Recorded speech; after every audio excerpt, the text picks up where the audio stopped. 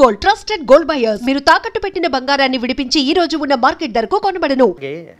కోట శ్రీనివాసరావు గారు అనేటప్పటికీ straight forward గా మాట్లాడతారు. దాంతో పాటు తెలుగు ఆర్టిస్టుల కోసం ఆయన గలమెత్తి మాట్లాడిన సందర్భం అనేది కూడా చాలా సార్లు కూడా ఫిలిం ఛాంబర్ లో నిరాహార దీక్ష కూర్చున్నాడు 2 రోజులు 3 రోజులు.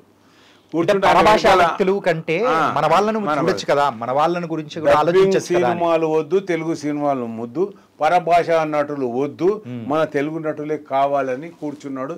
ఆయన వెనకాల నేను, మన భరద్వాజ గారు, మళ్ళీ మిగతా కొంతమంది ఆర్టిస్టులు ఉన్నారు. వాళ్ళందరం ఆయన వెనకాల సపోర్టివ్గా ఉండు. ఆయన నడవడికి అంటే నేను నడగడు ఒక తమ్ముళ్ళకి ఎంట ఉన్నాం. ఎందుకంటే నాకు చిన్నప్పటి నుంచి అది ఒక విషయం చెప్పాలంటే దేనికైనా ముందు ఎన్టీ రామారావు గారు సినిమాలు చూసి నేను అట్లా ఉండాలి, ఒక కథానాయకుల్లో ఉండాలి మనం అన్నది ఒక అలవాటు అయిపోయింది. ఆయన మొదలు పెట్టగానే వెంట నేను కూర్చున్నాను. అది ఇది మీరు చూడండి, ఆ ఫొటోస్ అవన్నీ ఉన్నాయి. భరద్వాజ గారు కూడా ఉన్నారు అప్పుడు. భరద్వాజ గారు కూడా ఇదే మన నటులు మన టెక్నీషియన్ కోసం పోరాడే వాళ్ళు. ఆయన కూడా ఒకడు. శివకృష్ణ గారు, ఇట్లా చాలామంది ఆర్టిస్టులు కొంతమంది బయటపడతారు, కొంతమంది మనసులోనే ఉంటారు. ఎక్కడ అంటే మళ్ళీ మనం కూడా అక్కడ వెళ్ళి చేయవలసి వస్తుంది కదా అని చెప్పేసి. కానీ ఏదేమైనా కోట గారు మాత్రము తెలుగు ప్రజల కోసము 24 క్రాఫ్ట్స్ కోసము సమైక్యాంధ్రలో బాగా పోరాడారు. అంటే సార్ ఫైనల్ క్వశ్చన్ సార్ ఏంటంటే, ఇప్పుడు ఇండస్ట్రీ పరిస్థితి ఎలా ఉంది, ఆర్టిస్టుల పరంగా ఎలా ఉందంటారు? ఒక్కటే చెప్తున్నానండి, నిర్మాతలు దర్శకులు బాగా గుర్తుపెట్టుకోవాల్సింది, ఐటీలో జాబ్ చేసేవాళ్ళు, మిగతా జాబ్ చేసేవాళ్ళు, బ్యాంకుల్లో జాబ్ చేసేవాళ్ళు, గవర్నమెంట్ ఎంప్లాయీస్ వచ్చి సినిమాలలో వచ్చి సినిమా నటుడు కావాలన్న కోరిక ఉండడం వేరు, పైసలు తీసుకోకుండా ఫ్రీగా చేసిపోతున్నారు. సినిమా మీదనే బతికి మా అసోసియేషను, మిగతా అసోసియేషన్లు ఉన్నాయి, ఇవన్నీ టీవీ అసోసియేషన్లు, అలా మెంబర్షిప్ అయిన ఆర్టిస్టులు దీన్నే నమ్ముకొని దీన్నే బతుకుతున్న వాళ్ళకి వేరే బిజినెస్ తెలియదు. వాళ్ళ కడుపు కొడుతున్నారు వీళ్ళందరూ వచ్చి. ఐటీ ఫ్యాషన్ అమ్మాయిలని అదే అదే తెలుగు అమ్మాయిలు ఉన్నారు ఇక్కడ చేయాలని, వీళ్ళకి తెలుగు అమ్మాయిల అసలే ఇష్టం ఉండదు. వీళ్ళకి కట్ డ్రెస్ మిడ్డీ డ్రెస్లు అవి వేసుకుని బెంగళూరు అమ్మాయిలు, బాంబే అమ్మాయిలు, బాంబే విలన్లు కావాలని చూస్తారు. మీరు మీ సినిమాను ప్యాన్ ఇండియాగా ప్రమోట్ చేసుకొని తప్పులేదు. అన్ని క్యారెక్టర్, చిన్న క్యారెక్టర్ కూడా వాళ్ళకి ఇచ్చి లేపాలని చూడకండి. ఇక్కడి వాళ్ళు మీ తమ్ముడు రేపు పొద్దున ఎవరికైనా కష్టం వస్తే మేము ఉన్నామని, చచ్చినా బతికినా మేము వెంట ఉండేవాళ్ళు ఇక్కడ చాలామంది మీ తెలుగు తమ్ముళ్ళు ఉన్నారు.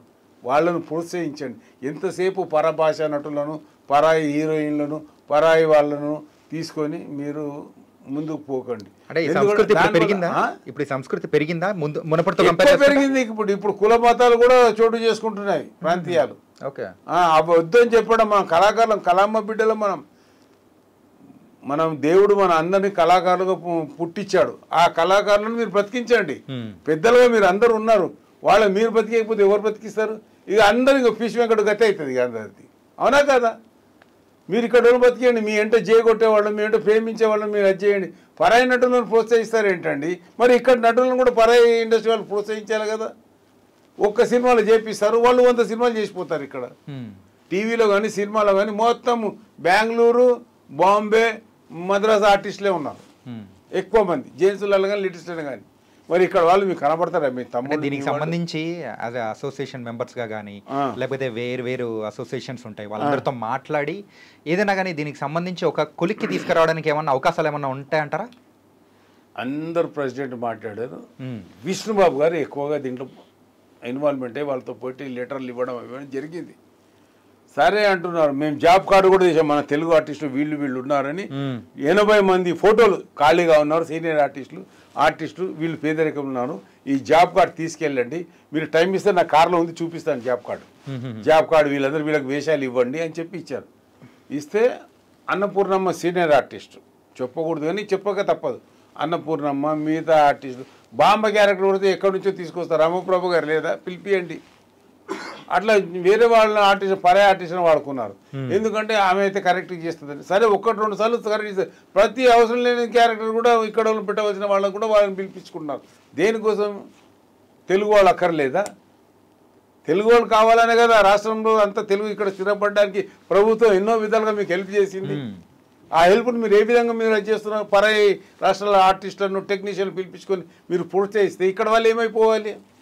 నేను యాజ్ ఏ బ్రదర్ ఎవరు పేరు చెప్పడం లేదు, పేర్లు చెప్తే కొంపలు మునిగిపోతాయి, కానీ పద్ధతి కాదు అది.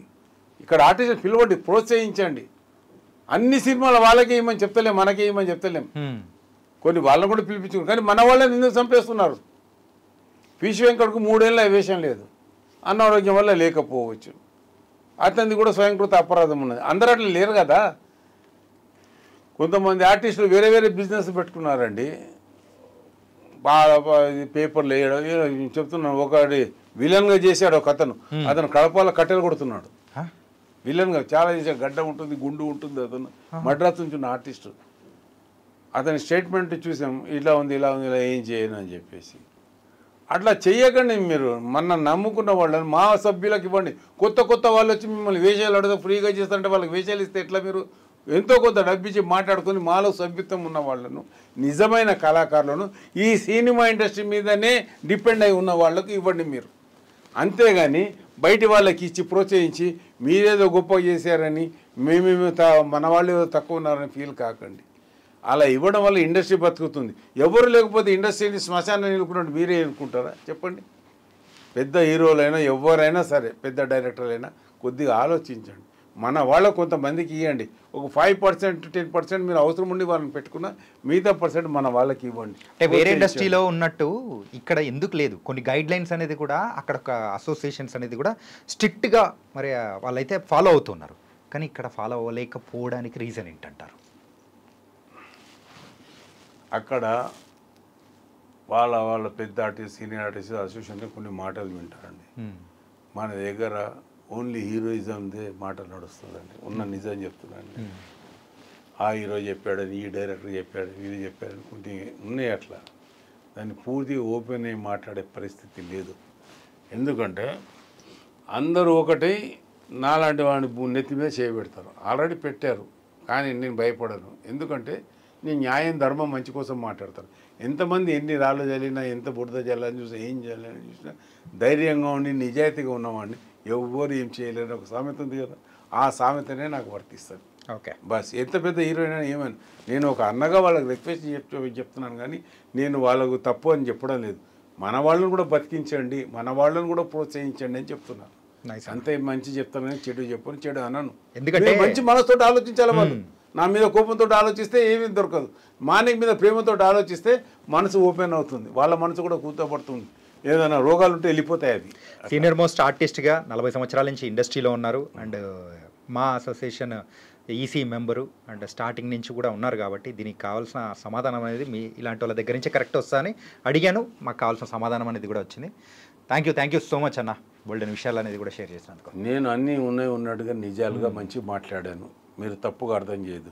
నిజమైన మనసుతోటి ఇక్కడ ఉన్న ఆర్టిస్టులను గుండెల మీద చేయి వేసుకొని మీరు ఆలోచించండి. ఒకసారి ఫిష్ వెంకట చోట ఉండి ఆలోచించండి. మీరే ఫిష్ వెంకట చోట ఉండి ఏంది ఇది అని ఆలోచించండి. మాణిక్ భాయ్ చెప్పిన మాట కరెక్ట్ అయితే ఆశీర్వదించండి, చెడైతే అనుకోండి, అయిపోయింది.